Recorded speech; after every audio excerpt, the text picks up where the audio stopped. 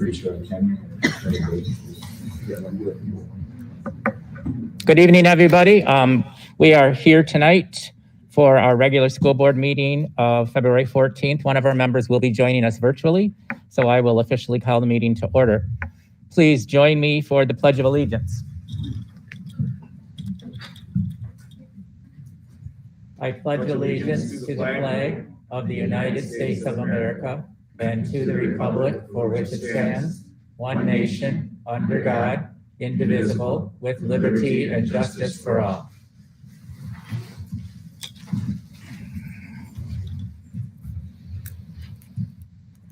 Mr. Dahman, are there any additions or corrections to the agenda that you know of? There are no changes to the agenda. All right. I'll make a motion to approve the agenda as presented. I'll second that. So motion on the floor made by Rick, seconded by Dave to approve the agenda as presented. Any discussion on that? Hearing none, all in favor respond with aye. Aye. And opposed, nay. Motion carries.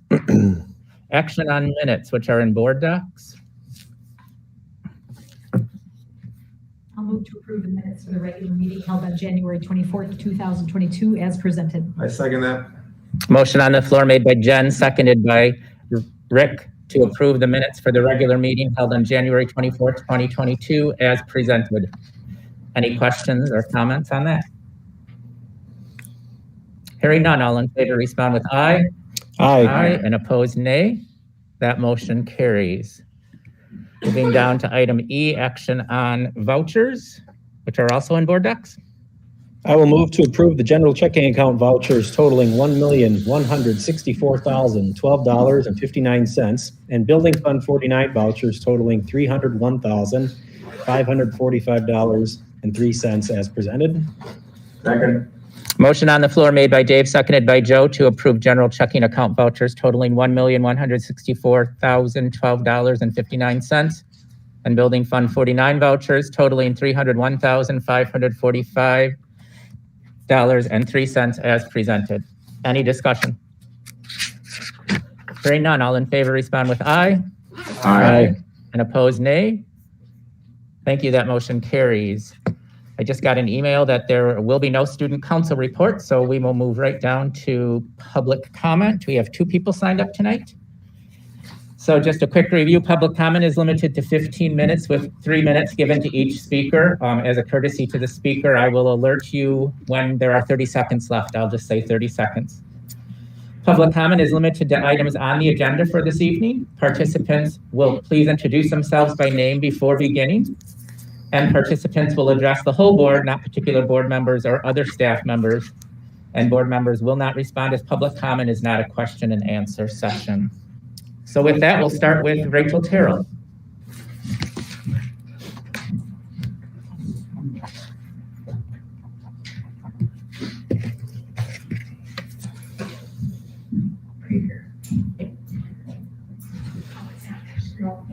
It's not a touch screen. Hi, I'm Rachel Terrell. I want to speak to you tonight about an experience I had last week with my son. I have 3 children in the Milton School District. On February 11th, I was called to pick my son up from Harmony Elementary School. He wasn't feeling well. When I arrived, the school staff thought he might be coming down with the flu. He was absolutely saturated with sweat and white as ghost. He was so weak and dizzy, I had to help him walk to the car. As soon as he sat down in the car, he took off his mask and his lips were a bluish green color. Once we drove away, I asked him about his morning, what led up to him feeling like this. And he told me that he was just finishing up in class. They were running around playing beanbag tag, and they were trying to beat the girls. So he was running extra hard. The entire time he was running in the gym, he was required by the sport and the district to wear a mask. He spent all period essentially being suffocated. After that, he proceeded to his classroom for a snack. When he sat down at his desk, he blacked out and hit his head on his desk and spilled milk all over the floor himself. These kids have masks up so deeply drilled into their heads that they're terrified to take them down for any reason. I asked him why he didn't take it down to catch his breath because he knew he couldn't breathe, and he said he was afraid to get in trouble. I've always taught my kids to respect their teachers and the rules, so I wasn't surprised at all when he told me this. I am absolutely furious, but not at our school or the staff. They've always been 100% amazing. I can't say enough good things about Harmony and Northside. I don't have any experiences with the other schools yet. The problem here is the masks. They are doing more harm to our children than good. After talking to a few people, I realized that my son is not the first one to have something like this happen to him. I'm asking you, why are you allowing this to continue and forcing our children to suffer when multiple studies show that masks are ineffective and just facial decorations? For too long, I sat silently, hoping that a change would come, but it never did. So here I am standing up. This mask mandate is absolutely unacceptable, and I can't help but wonder how much farther this has to go before change happens. Will a child have to go out of his school in an ambulance? Or will it take lawsuits? 30 seconds. Enough is enough. It's time to move forward and let our kids enjoy the freedoms that every adult in this state enjoys. A choice. Let them choose for themselves. Thank you.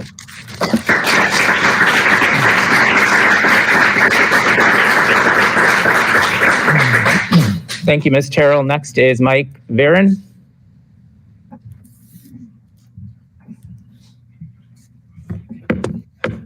Thank you. My name is Mike Varon. I live here in Milton.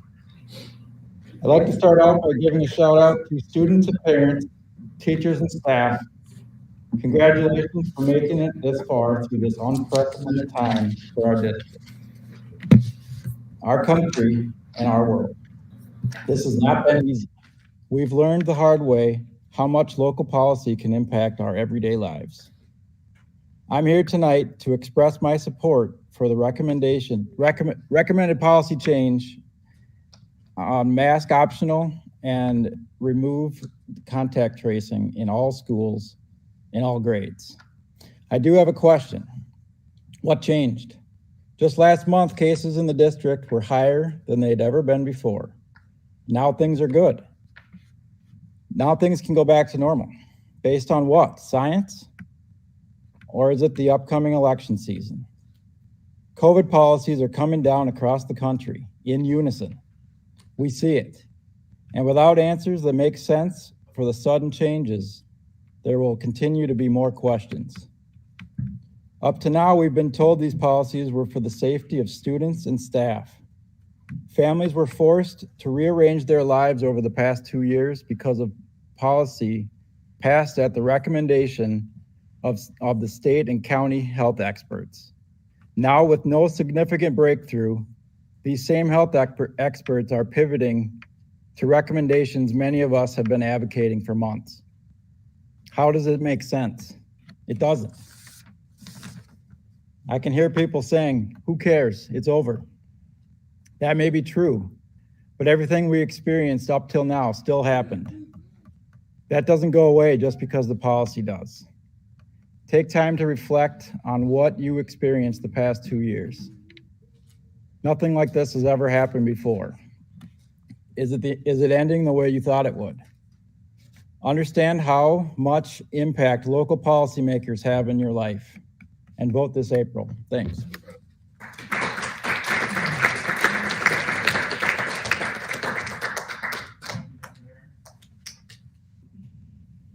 We will move on to item number 2, superintendent update. Mr. Dahman, I will turn it over to you.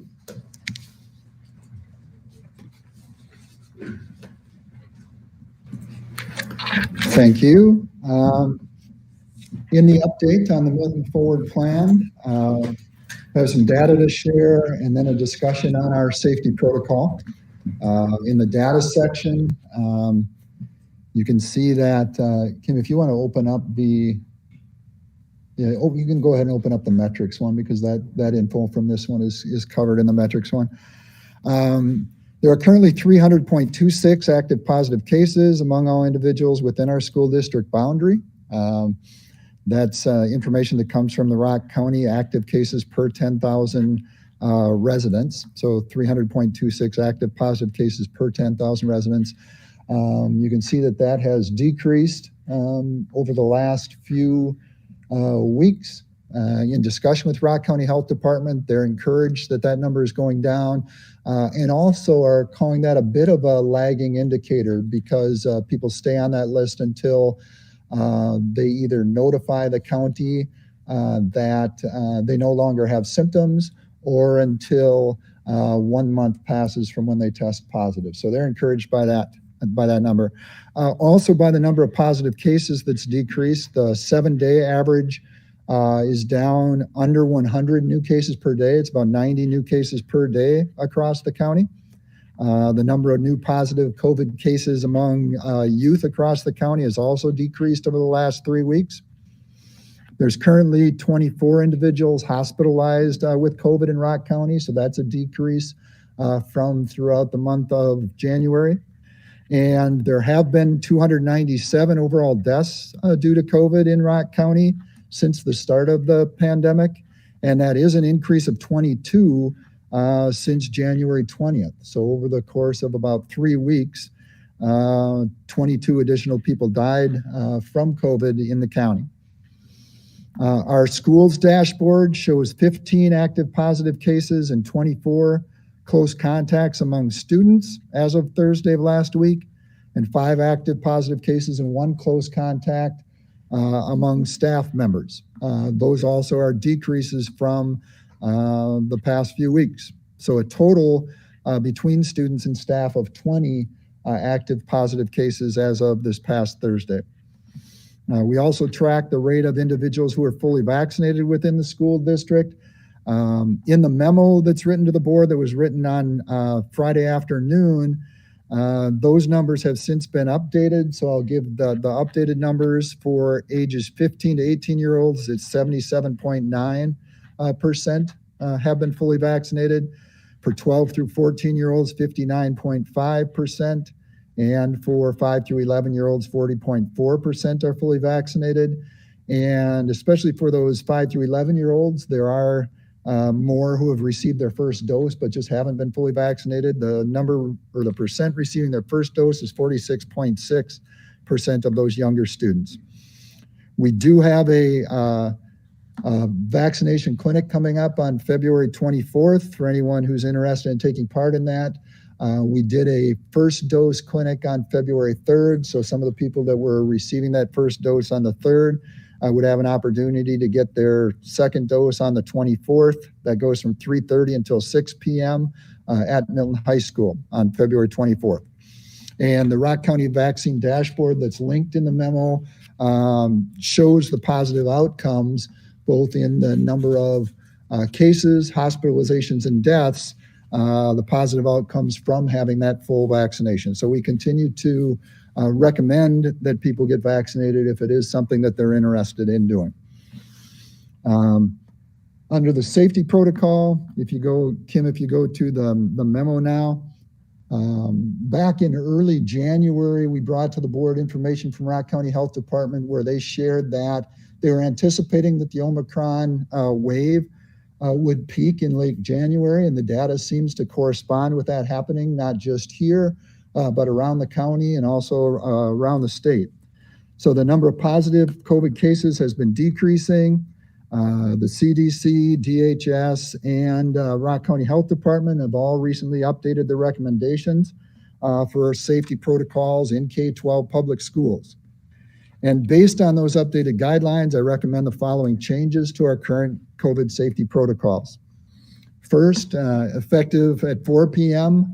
Tomorrow on Tuesday, February 15th, that we would move from universal masking to recommended masking at all district facilities and events. Based on the guidance from CDC and DHS, 2 exceptions would apply. One is that if asymptomatic students and staff elect to return on day 6 of their isolation or quarantine periods, that they continue to be required to wear appropriate face coverings as recommended by the CDC and DHS until those 10 days have passed from their exposure or diagnosis. On day 11, they would be able to choose to either continue or discontinue wearing a face covering. If you recall, initially the isolation period was 10 days. Based on guidance from the public health officials, we shortened that up to an option of 5 days. So this is saying that that option to come back if you're asymptomatic would still be there after 5 days, but on days 6 through 10, you would be required to wear a mask. The other exception to the recommended masking is for public transportation. There still is a mandate requiring universal masking on all modes of public transportation, including school transportation. So in compliance with that, we would continue to require masks for all students and staff on school buses or other modes of student transportation. And as I mentioned before, we would recommend that students and staff consider continuing to wear masks when indoors in close contact to others, especially those who are not members of their own household. The second part of the change, in addition to the masking change, would be that effective at that same time at 4 p.m. Tomorrow, Tuesday, February 15th, we would no longer conduct universal contact tracing when notified of a positive case of COVID-19. As required by Wisconsin statute, if an individual tests positive for COVID-19, they're required to isolate. With this contact tracing change, only household members of a positive testing individual would be required to quarantine, rather than having our our staff, administrators, conduct contact tracing at school. This part of the change would be that household members would be expected to quarantine. Anyone with symptoms would be expected to quarantine. And we would continue to notify school and classroom cases. So if there's a positive student or staff member at one of our schools, we would send notification out to families. We also would, at our elementary schools, send out that notification to the families in that classroom. With those updates, it would be essential that our families would students and staff would continue to self-screen and report any illnesses to our school attendance lines. It's vitally important that those who are ill stay home so that they're not spreading what they have. And our COVID-19 protocols guide, pages 3 and 4, have information on that. And our current symptoms list, we would continue in discussions with Rock County Health Department. They recommend keeping the same symptoms list that we have that people should use to screen whether they should be coming into school or to work or staying home. And I really want to emphasize that second to the last paragraph. So I'm going to read that from the memo. Current numbers are heading in an encouraging direction, but the pandemic is still active throughout the community. We would continue to utilize a layered mitigation approach in our district to minimize the potential for exposure and spread of COVID-19 within our buildings. When a positive case occurs in the schools, we'd continue to notify parents and staff and continue to monitor the items in our safety protocol metrics and make adjustments to our protocol should the situation change. If there are in-school outbreaks, they may require an adjustment to our protocols either across the district or at that specific school. The public health experts all stress the importance of vaccination and booster doses when recommended as an essential element of the safety and mitigation strategies. We're encouraged that we have high numbers of our oldest students who have been vaccinated for quite a while, and that the numbers for our younger students are continuing to go up. And we strongly recommend but don't require vaccination for all eligible individuals. The recommended motion is to move forward with updates to the Milton Forward safety protocols as presented. I have a couple of questions. Open to any questions or comments from board members. I have a couple. I don't know, can everybody hear me? Okay. Rich, just leading up to today and looking at the data in the Milton Forward plan, we were at 122 active staff and student cases on the 13th, and we're down to 20 now. I guess this is less of a question than more of a comment, but I'm completely comfortable with us moving forward in this direction. I won't make a motion at this point, so everyone else has a chance to give their thoughts on it. But I think now, in light of all of the new data, makes a good time for us to step forward in this regard. I have some questions. Can people hear me? Leslie has Yes. said that she wants to share something. Leslie, I will hold the mic close to my computer, and you can go ahead. Thank you. So I have a couple of questions, and I apologize I'm not there in person, but I've had a migraine for 2 days. Excuse me. Leslie, I'm sorry, can you start over? Sorry? Can you go ahead and start over? Sure. I apologize I'm not there in person, but I've had a migraine for 2 days. I just had a couple of questions. The first is, why is the recommended motion established for 4 p.m. tomorrow?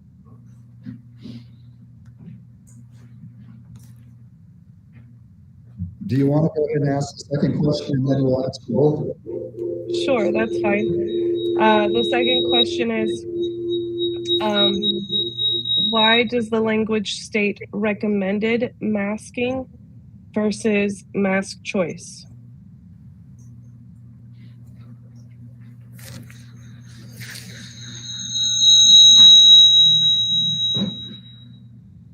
And then if board members who aren't speaking could mute their computers so we don't get any feedback. The first question that Leslie asked, if people couldn't hear it, is why does it start at 4 p.m. tomorrow? I think it's important for us to be able to give both staff and families notice of any changes that take place. It shouldn't take more than a day to do that, but we want, especially for families, to be able to have discussions at home about whether their child is going to be masked or not. Maybe get in touch with their teacher if they want to talk to their teacher about that. And rather than waiting longer than that, I think the one day would give us time to send out information to families and give them an opportunity to make that change. The reason that we put in a recommendation to start it at 4 o'clock rather than starting in the morning the following day is that with our different extracurricular activities, we feel that if we make that contact with families during the day, that would give Tuesday evening's extracurricular activities that we're hosting the opportunity to begin with those changes in place at that time.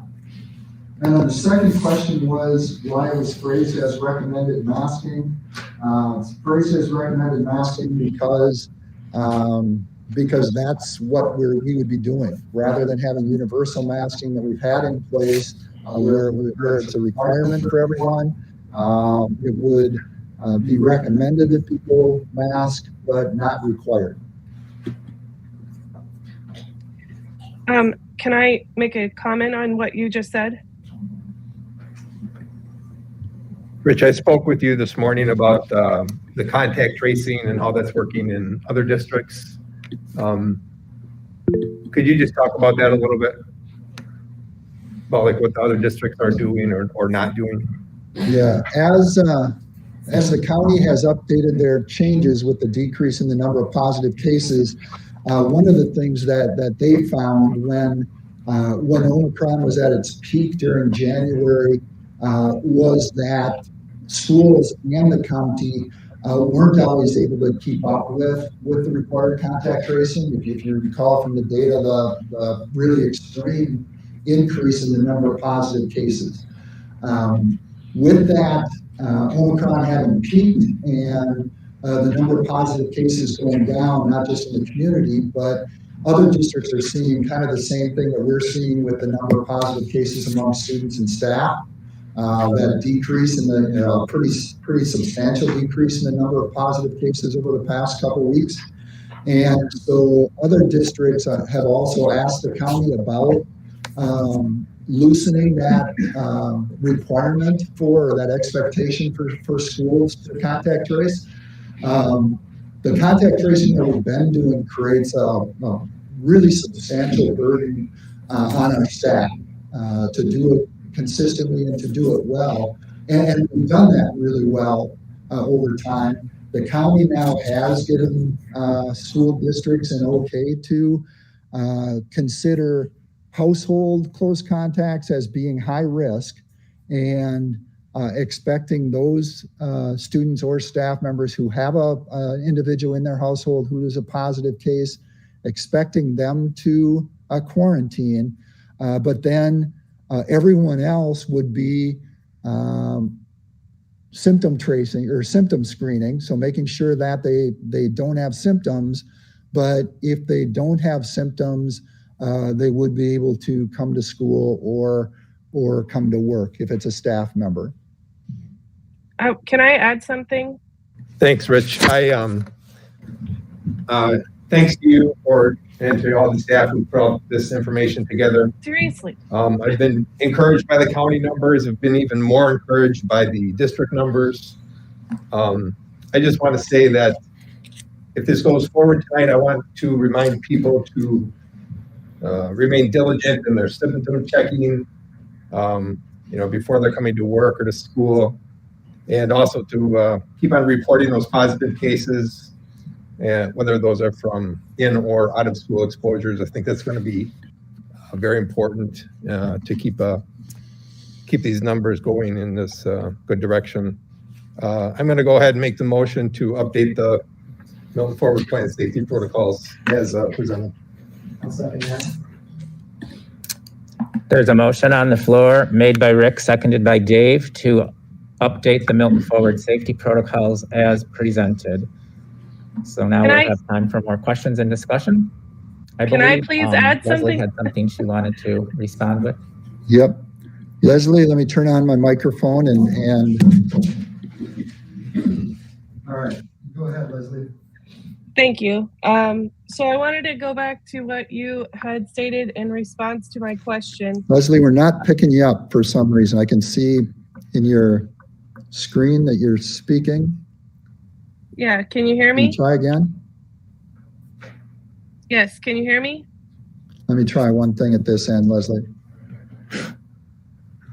All right, try again. Can you hear me? Yes. Can Mike needs to turn off his microphone.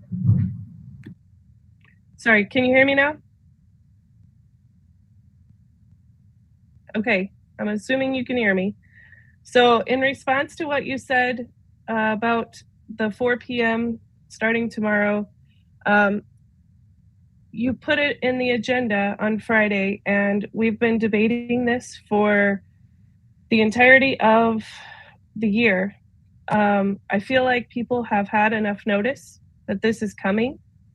And, we're to the point now where there's no need to continue masking, and it can be immediately ended. I would propose an amendment to the recommended motion to change it from 4 p.m. to an immediate end. And the same goes for the contact tracing.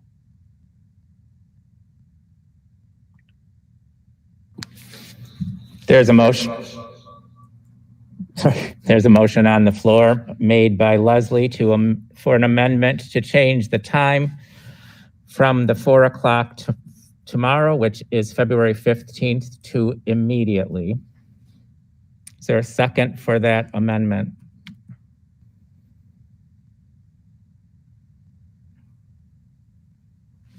Hearing none, that motion dies.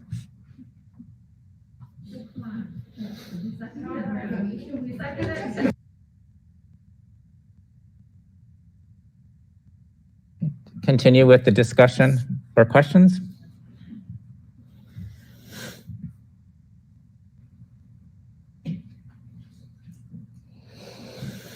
Hearing no more, I will repeat the motion.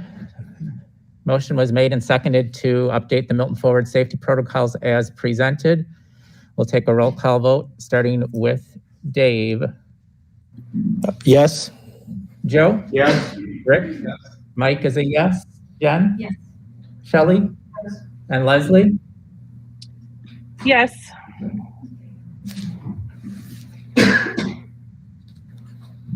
All right, Leslie. Yes. Dave is low. That motion passes. Thank you. We will be moving on to item number 3, Finance Committee report. Mr. Martin, I'll turn it over to you. Indeed. Thank you, Mr. President. I will pause just a second if folks are not going to remain. That's okay. Give you just a second.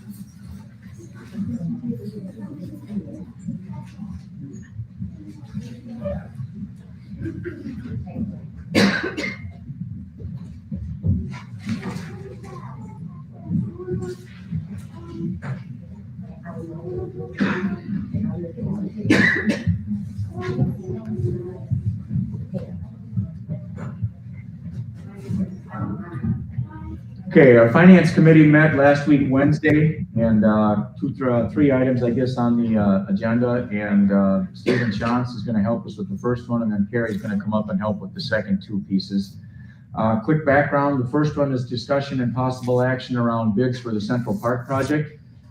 As you may recall, we did a transaction with the city whereby we acquired ownership of Central Park, and doing so gives us a clear path to do any potential renovations that are there, and this is primarily around the tennis courts. Stephen will give you the background information on where that project is at and where that's moving forward. When he gets done with questions and so forth you might have, I will have a motion. This is an action item, or could be for us. So, Stephen? All right. Thanks for the lead-in, Joe. So, again, late fall, we obtained Central Park from the city of Milton with the intentions of continuing to pursue improvements to the tennis courts, the parking lot at that facility. As soon as we obtained that park, we continued to work with Strand Associates, who we contracted with as a civil engineer to develop the project, to finalize the design. I did include in the board packet kind of a colorized version of what that looks like, so you see all the details of what the proposed improvements are.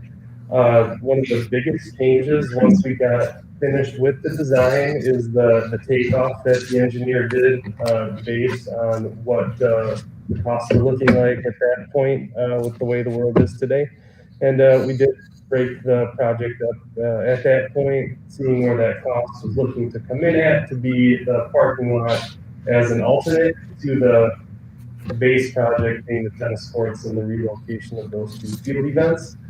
The recommendation for tonight would be to proceed with the 3 lowest bidders on the project, seeing that the project is three pieces. About the excavation and asphalt work, the fencing work, and the tennis court specific surfacing and net posts, with the project then broken out into 2 fiscal years, the $400,000 that we had already levied in Fund 80 for the current fiscal year, and then take care of the alternate, the parking lot in the upcoming fiscal year that would be levied in Fund 80 for that upcoming year. We did have public solicitation of the bids through Strand Associates, and that was Rock Road was the low bidder for excavation and asphalt. Patriot Fence was the low bidder for fencing, and Midwest Steel Coat was the low bidder for tennis court specific work. So according to board policy, we're here because it's a project over $250,000, and those are the 3 recommended contractors and how we would proceed with executing the work if approved tonight. So before I propose the motion, I guess we'd have a decent chance to ask any questions that anyone had for Stephen.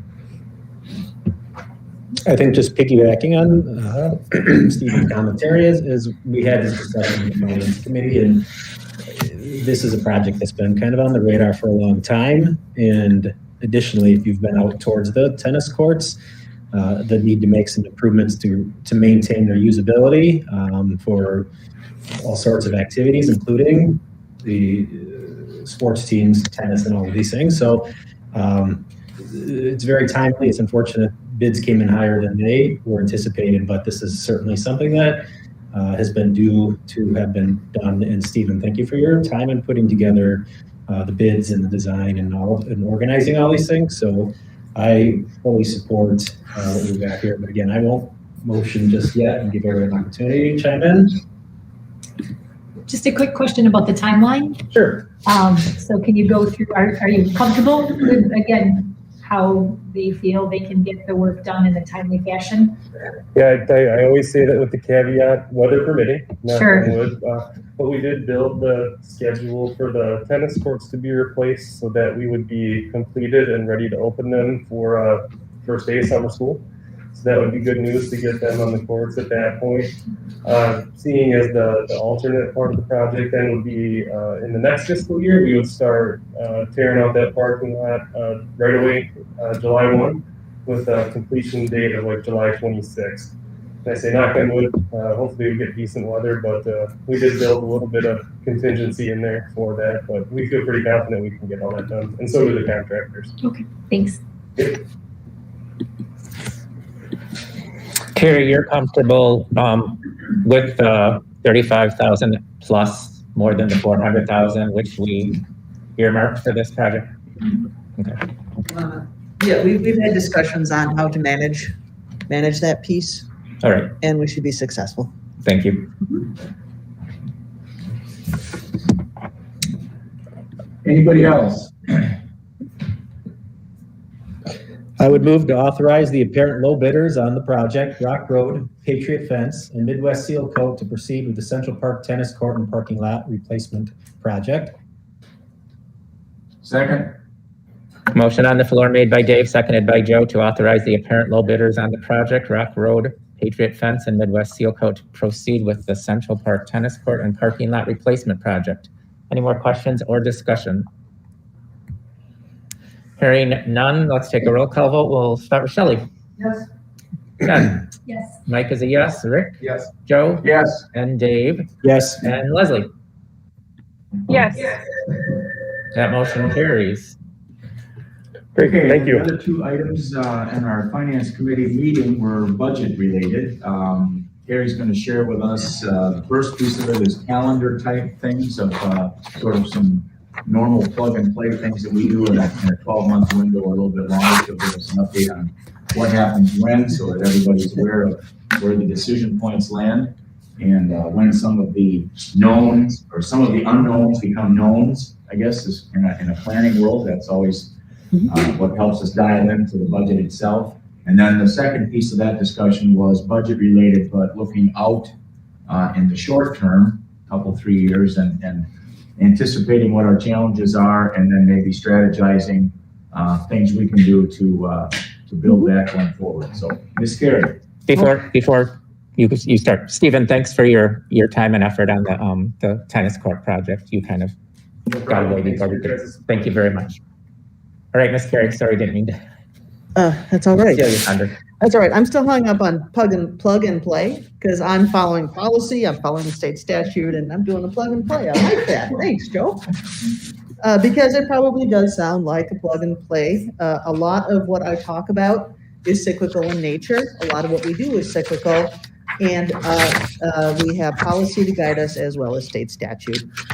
So the calendar you have ahead of you shows the budget preparation portion that we're working on now. And that will go until June, when we target June for our preliminary budget. And then that will be the budget that we take to the annual meeting. And that is what we will live with until we you actually adopt the budget in the fall and certify the tax levy. So it is plug and play, and I say the same thing every year. Did you have any questions?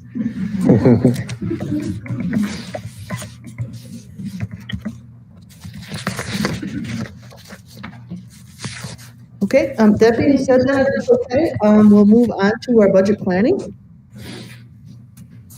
And you will hear me say similar things, but maybe they're just a little bit different this time. So we'll give it a go here. So typically, when we're planning our budget, we plan for the next year.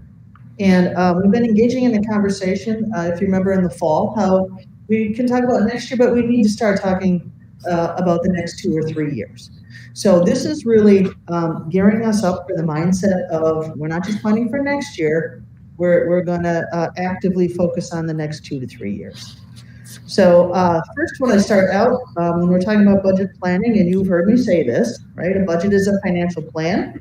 It's based on the information we have available at a point in time. And that's as evidenced when we do a preliminary budget, we adopt in the fall and we revise. So that cycle is just demonstrating that we're always working with information that we have at a point in time. When we're looking at going forward, or the future, we're going to have to always make assumptions about what may or may not happen, again, based on that information that we have. And we're going to have to focus on what sources do we have, which can also be called revenues, and what purposes or uses do we have for those funds and student needs, and those can be referenced as expenditures. So in my head, what I repeatedly tell myself is the goal really is about managing our resources to provide effective programming for our students. If I distill it down to why I'm here and why I do what I do, that's it. So when we're doing our budget, that's really what we're doing, is managing resources and planning so we can meet student needs.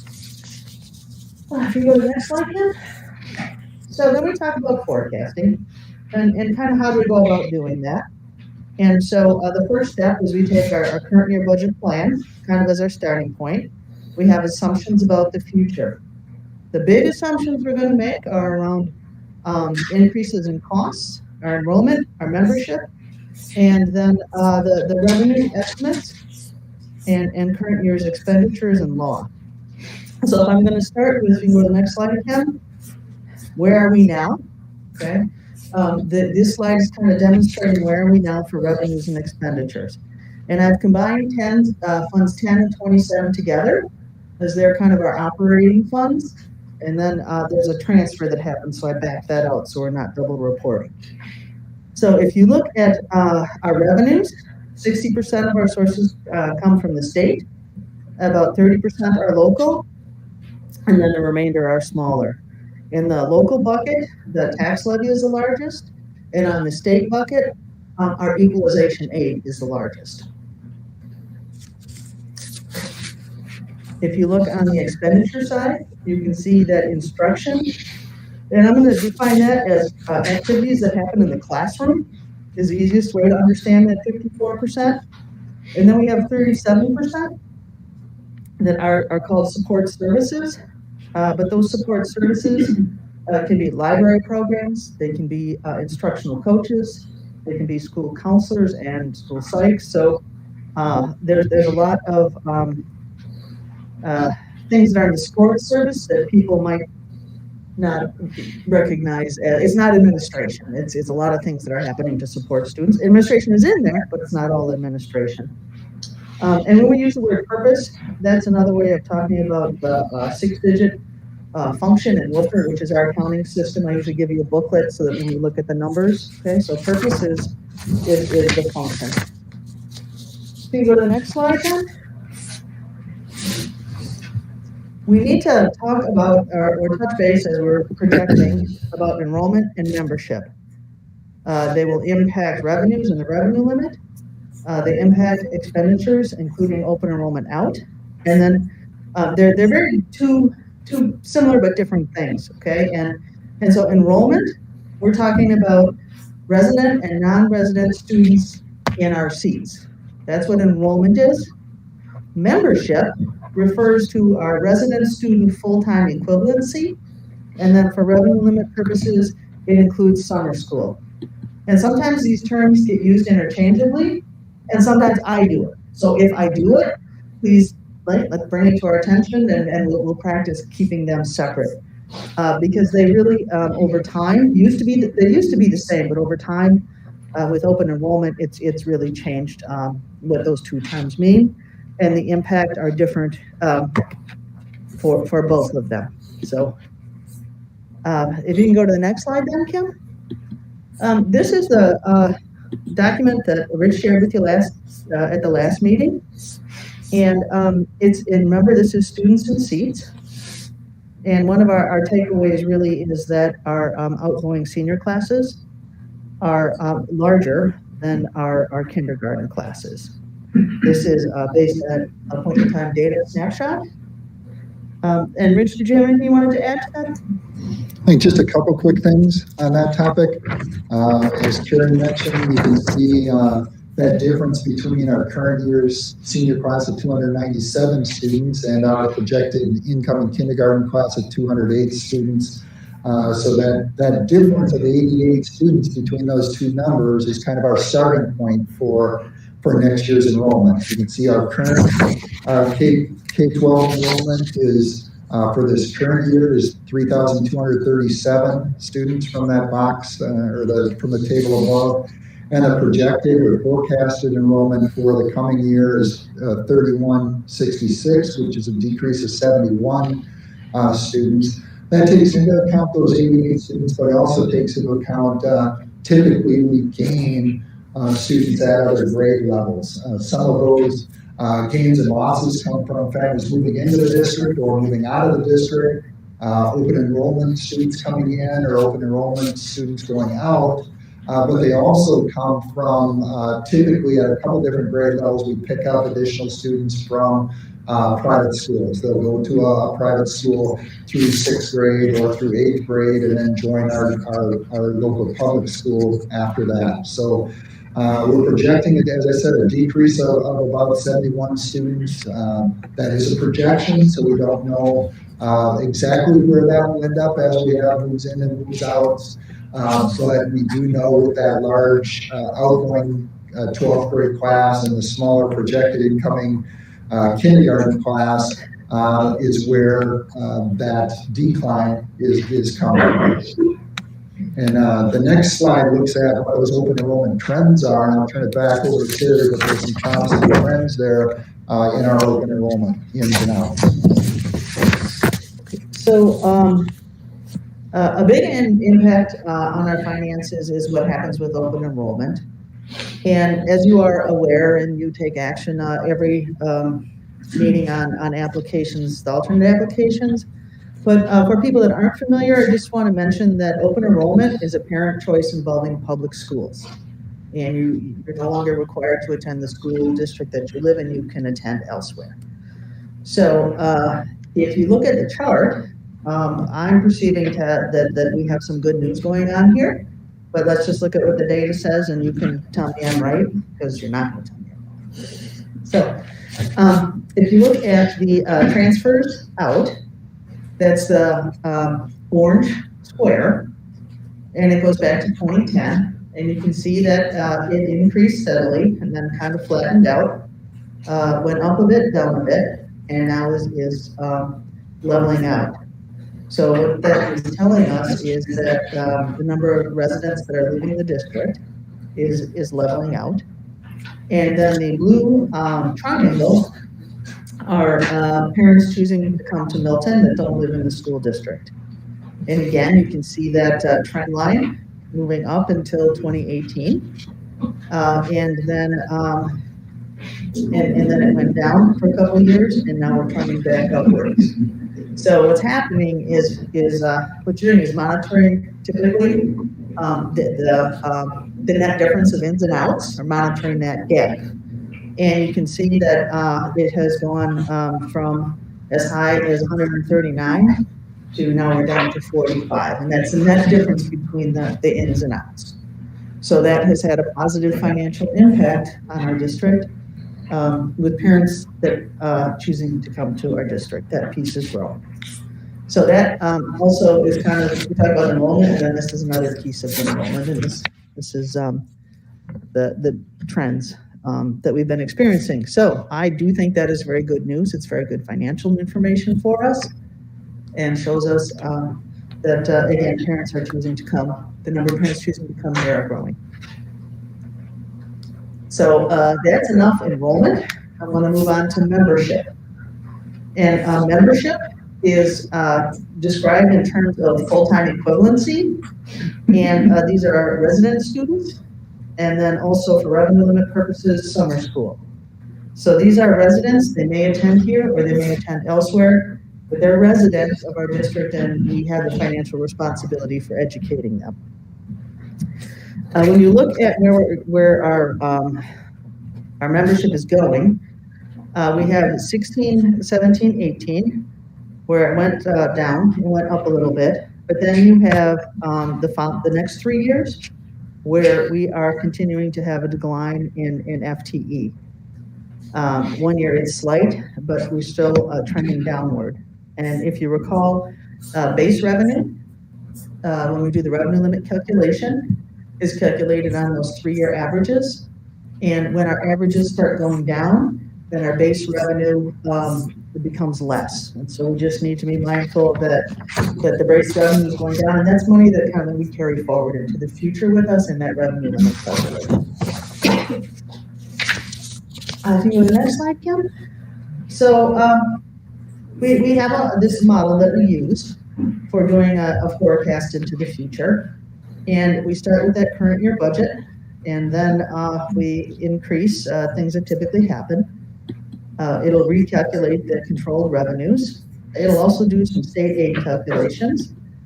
And then it has projected our changes in open enrollment revenues and expenditures. And then the last point I want to talk about is that we are going, next year is the second year of the state's budget cycle. And I think you've heard me talk about the state annual budget is a 2-year cycle. And so we kind of know what current law is for next year. Actually, we do, unless something changes. We have current law for next year. So we can build our forecast kind of knowing what current law says is going to happen in school finance next year. The following 2 years, we do not know until the state legislature takes action. But I'm working under the current law until we have more information, if we go back to that point in time conversation. You go to the next slide. So if we put all of this information into this model that will look at our enrollment, it will look at our membership, it will look at our current expenditures, and I've told it to increase them for salaries, benefits, utilities, things of that nature. The model will put forward outputs based on those assumptions. And so what we need to emphasize here is that this is a starting point for us, but we can look at some trend information on the chart. So we can see that next year our revenue is going to grow less than 1%. And as you heard me say before, that our expenditures go up 2 to 3% per year typically, right? It's the cost of doing business.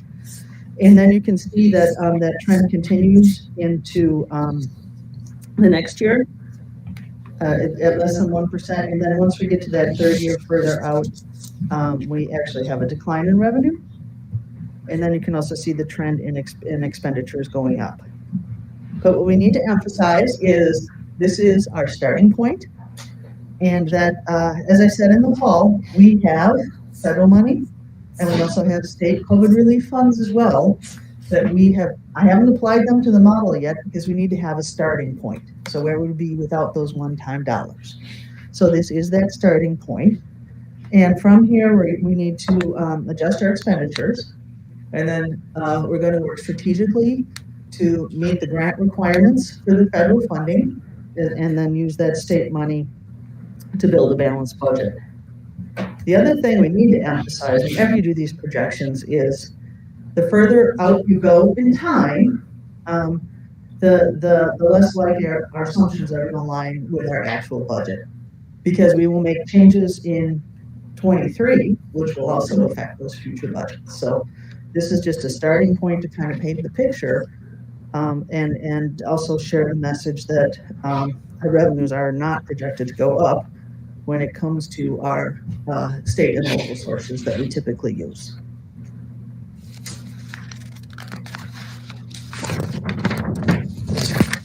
So when we talk about adjusting our expenditures, we just need to be mindful of what we spend money on. And I think the last time I spoke, I started talking about how we're in the people business.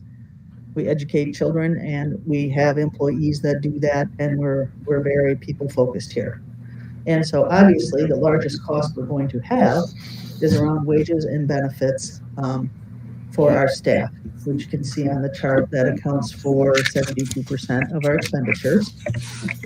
We also have purchased services that are 21% of our budget, and that will include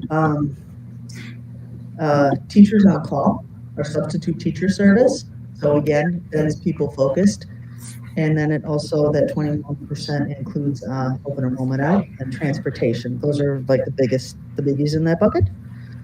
And as I had said before, if the revenue is expected to grow less than 1%, we need to adjust our expenditures to meet student needs within our existing resources. So, in addition to our local and state dollars that we've had historically moving forward through the revenue limit and state aids, we have some one-time revenues, and they're fairly significant, that we're going to use as we work to balance our budget. The first one is, if you remember, I think it was in December, Superintendent Dahman reported on it was called COVID relief funds from the state that we received. When the governor signed the budget in July, he said he was going to have money for school funding from a federal pot of money. And so we received $463. That was a per pupil amount that we received. Okay, those funds we do not have a planned expenditure for yet, so those funds are available.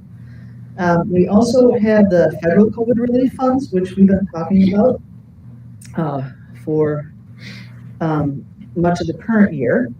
And I have the total dollar numbers there. If you look at this, it's referred to as ESSER, so ESSER 2 funds. We received over 1.4 million. And you have heard Mr. Ruggles and Mrs. Probst and Mr. Dahman talking about how we're focusing using those resources on universal student needs and building teacher capacity. You have also approved additional staffing since October that we also applied those federal funds to meet student needs. And then we have ESSER 3 funds available that's almost $2 million. We can use that into fiscal year 24. So again, if you're looking out into the future, we have two years to use these funds. There is that 20% spending requirement that we talked about. That is based on evidence-based strategies and student needs. And then we also, with those funds, had decided to replace a boiler to improve indoor air quality. So the message is, when I look at the projection summary and I see how our revenues aren't keeping pace with our expenditures, but that doesn't include one-time expenditures that we can use, and then also just typically how we review what we're doing within the school district with regard to what we're funding. So the last slide I have are takeaways, and hopefully as I went through this, you're going to nod your head for each one saying that's absolutely what I heard you say, Carrie, and if it isn't, then let me know and we'll backfill. So one takeaway you need to be aware of is that the further into the future we project, the less likely our budget assumptions will align with our actual budget. And I just really want to emphasize that, because sometimes we'll do a projection and people will go, oh my gosh, the sky is falling. And I'm not saying the sky is falling, but we do have some work to do, and we'll get after it.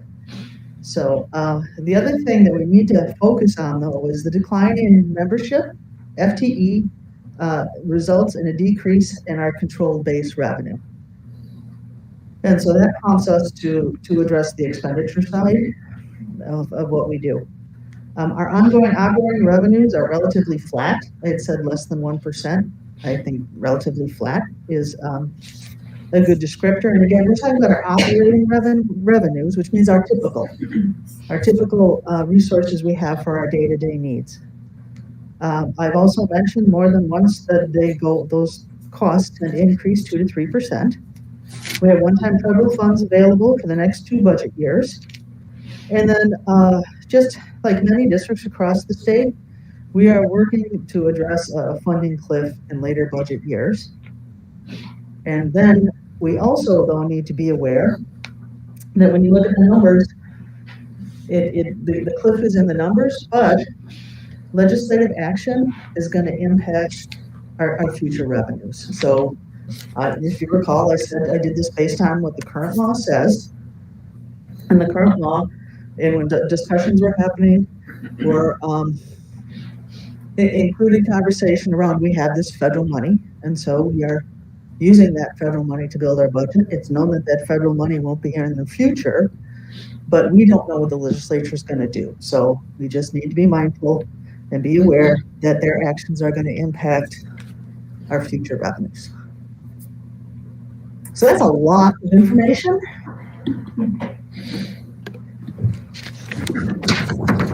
Any questions for Carrie or the Finance Committee? If not, I was remiss in not thanking Stephen for his work relative to the building and grounds piece. So thank you, Mike, for acknowledging that. I would not miss this opportunity to thank Carrie. And I would point out that while Carrie delivers the message, she has a wonderful team that supports her and Rich and whatnot to develop all things budget related and give us the accurate information. And my compliments, because while I've worked on the Finance Committee 5 years, I can see school funding is incredibly complex, and I continue to gain a little bit more background on how this stuff comes together and stuff. So my thanks and the committee's thanks to the diligence and the completeness you give us for both forecasting and developing year-to-year budgets. So hats off. Any other questions? Otherwise, that completes finance. Thanks, Joe. We'll move on to new business, starting with item A, second Friday in January student count report. Yeah, thank you. Kim does a lot of the tracking for membership enrollment and open enrollment. So I'm going to turn things over to Kim to walk through the rainbow document that's shared in the docs. Well, actually, Carrie pretty much presented the student count report in her presentation. So this is just a recap of what she mentioned. What we call the pretty rainbow sheet is the number of students in buildings, so your enrollment number. This includes our residents and our non-resident open enrolled students. So we're at 3440. And again, you can see when you look at the bottom grade totals there, you can see how the junior and senior classes are large and the incoming kindergarten and first grade classes are somewhat in 4Ks are somewhat smaller. So that was, as they explained, the majority of the dip in our enrollment. Then if you look at what I call the DPI resident account and what Carrie's calling membership. So these are residents, and that's what we get funded on, our residents. So our residents coming to our building and our residents choosing to open enroll out to other schools. So that account number is 3477 here, and then we've got the building account 3440. Again, that gap is really narrowing from what it used to be. We used to have, almost 100 kids or more, so open enrolling out, so our gap was bigger. But now that gap has been closing. And again, the decrease mainly due to the difference in class sizes between seniors matriculating out in the incoming 4K kindergarten class.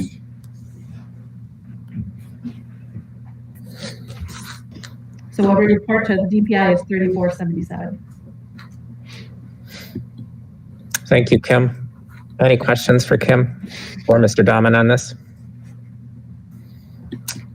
All right, we will move on to item B, discussion and possible action on the 2022-23 educational options. Mr. Ruggles, we welcome you to the podium.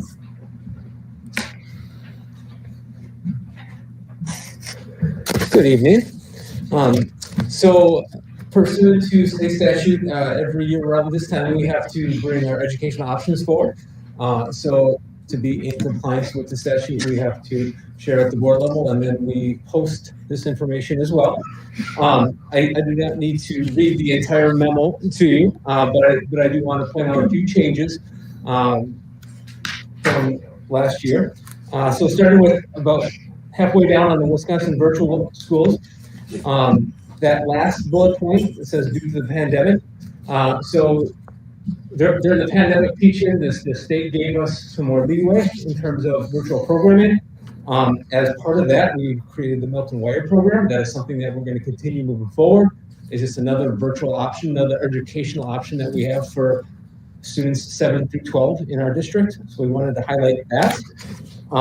if you look on page 2, the youth apprenticeship program, while that program itself is not new, the state statute has changed. That was not something we had to report out on previously until this year. But since we are reporting out on it, I will share. If you remember when we shared out on our state report card, on those last couple pages of our state report card, we report out on kind of how we're doing with the state in terms of high-level classes, AP classes, in music classes, and also the number of students that are getting work credit.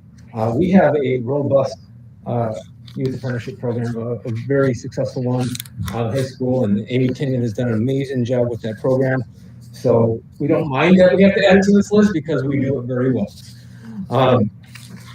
As we move to the third page, the UW Water Partners in Education program, while it remains on something that we have on the books, we are not running that program this year due to some low numbers. So, and we won't know if we'll run it next year or not due to numbers, but it is a potential option. Last thing that I wanted to highlight, the end, there was a special note. Now, if you're saying, Ryan, you've been here now 4 years, and I feel like you said this before, you are correct. That special note has been on here for several years now because that keeps on getting pushed back. But we just want to make sure that we keep highlighting as well that if those changes from the Higher Learning Commission do come to fruition, that will limit our ability for some transcriptive credits and some other creative courses. That the new requirements keeps getting pushed back. I just talked with Jeremy tonight. We have not heard any new information around that this year. So we are going with the assumption that the latest date they gave us was September of 2023. So that is what we will go with. Any questions for me?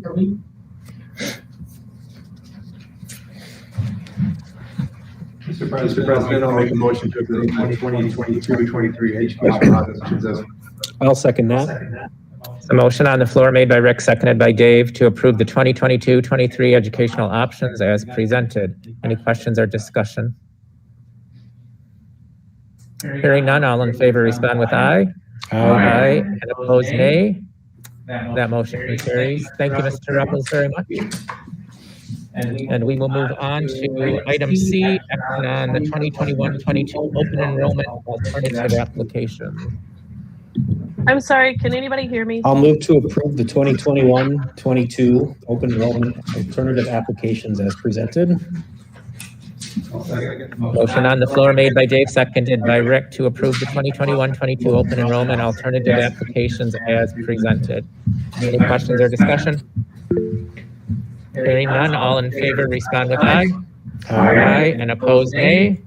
That motion carries. We'll move on to item number 5, miscellaneous, starting with action on staffing reports. Mr. President, I move approval staffing report as it is presented. Motion on the floor made by Joe, seconded by Rick to approve the staffing report as presented.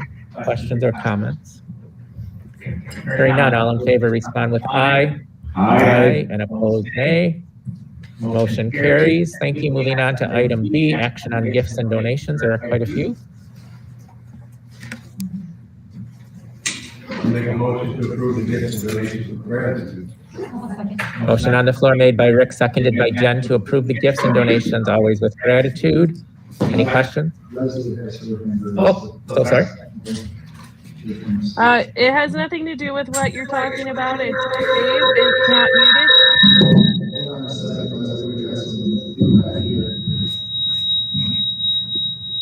I'm not sure.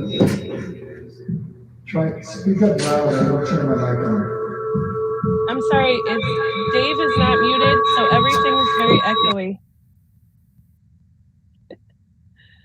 Sorry, that was all. A lot of echo because Dave hasn't been muted.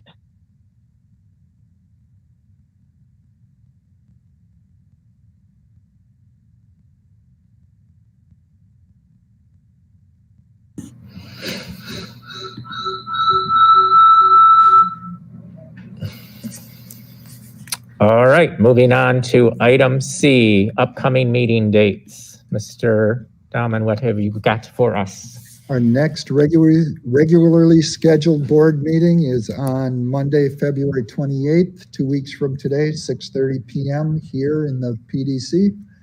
I want to remind folks that in March, we only have one regularly scheduled school board meeting on March 14th. The date of the regular second board meeting in March corresponds with spring break. So we'll have to get all of our March work done on March 14th.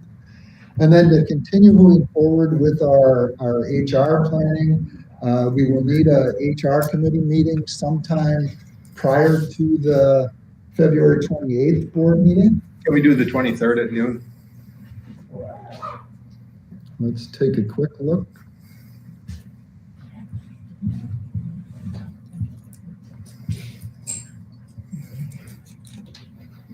Mr. Tukendorf, does noon on February 23rd work for an HR committee meeting for you?